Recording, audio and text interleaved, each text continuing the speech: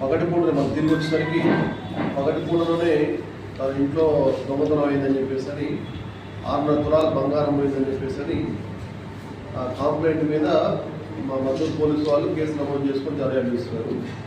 అదే క్రమంలో అనుమానాస్పదంగా సాంకేతిక ఆధారాన్ని చేసుకొని పరిశోధన చేస్తున్న సమయంలో ఈ మల్లకల్ మండలం, జోగులాంబ గద్వాల జిల్లా మల్లకల్ మండలం తాటికుంట గ్రామానికి చెందిన బోయ అలియాస్ తలారి నర్సింహులు 32 years ఉంటాయి.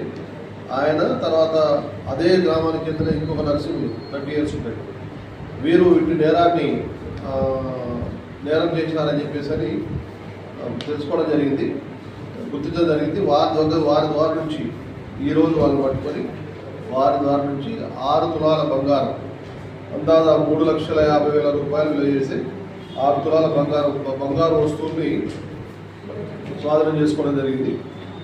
గతంలో అతన్ని ఇంకా విచారణ చేసినట్లయితే అతను ఈ మన నారాయణపేట జిల్లాలోనే ధన్వాడ అండ్ నారాయణపేట పోలీస్ స్టేషన్ల పరిధిలో కూడా దొంగతనం చేసినట్టుగా తెలిసింది. ఇంకా ఆ ప్రాపర్టీ కూడా రికవర్ కావాల్సింది. ఇతన్ని ఇంకా మనం ఎంక్వైరీ చేసినట్లయితే ఇతన్ని మనం అతని దగ్గర నుంచి బంగారు వస్తువులు మరియు సెల్ ఫోన్లు అండ్ ఒక బైక్ స్వాధీనం చేసుకోవడం జరిగింది. ఇతన్ని మనం విచారణ చేస్తున్న సమయంలో తెలిసింది ఏంటంటే ఇతను గతంలో కూడా ఇతను 20 కేసులు గతంలో ఇన్వాల్వ్ అయింది దొంగతనం కేసులలో. గతంలో పోయిన Kothapeta police station preventive PD act కూడా వేయచ్చు. ఎవరు తలారి నర్సింహులు, బోయ తలారి నర్సింహులు గతంలో క్రిమినల్ చరిత్ర ఉంది, పోయొచ్చిండు. ఇట్టి రికవరీలో